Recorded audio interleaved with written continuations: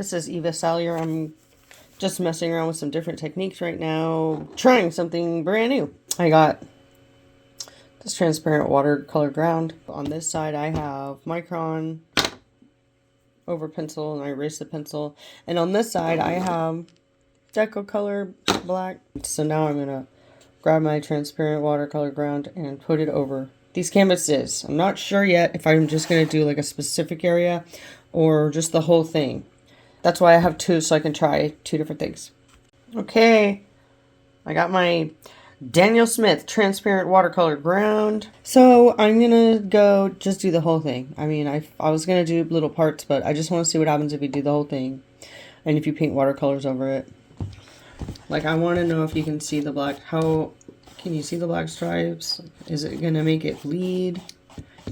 Sometimes when you paint over black stripes, even if it's permanent, they'll bleed, right? Look, I already see it kind of happening.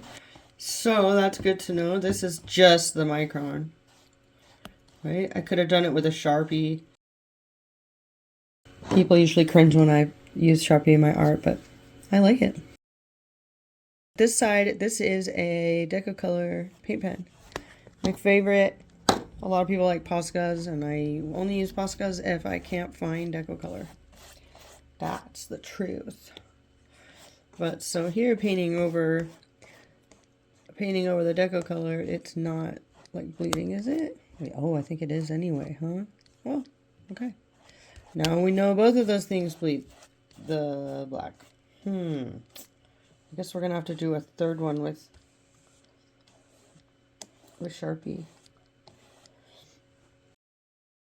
Or I'm going to have to put this down first and then do the sketch over it, right? That would be like a third or fourth option. But I'm just going to have to go through all these small paintings to see what happens, what this stuff does, before I can, like, you know, wield it with any kind of confidence. But, you know, I've been known to wield things without confidence at all.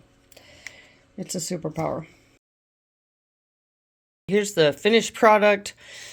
I started with the watercolor ground over gesso, and then I did watercolors over like a outline that I had put on. This one I had Micron, and this one I had done with Micron to start, and this one I had done with the Deco paint pen. Anyways, they turned out super cool. I'm like really stoked on this.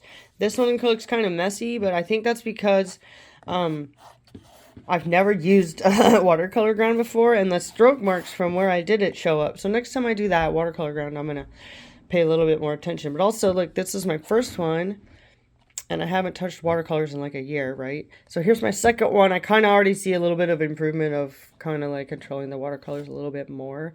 But anyway, I'm so stoked. I think this is my first Frida ever. I'm pretty obsessed with her. I have a tattoo of her on my arm, so this is kind of a pinnacle moment for me to do a Frida. I think I'm going to do more Fridas. And maybe other women that inspired me. I got kind of inspired to do, like, think about other women who've influenced me and do little, not portrait cartoon style drawings of them. Because if it has to look just like them, it'll freak me out. But a likeness is good enough. So anyways, thanks for tuning into my channel and watching my how to use watercolor ground, even though I didn't know how to do it, and now I kind of know how to do it.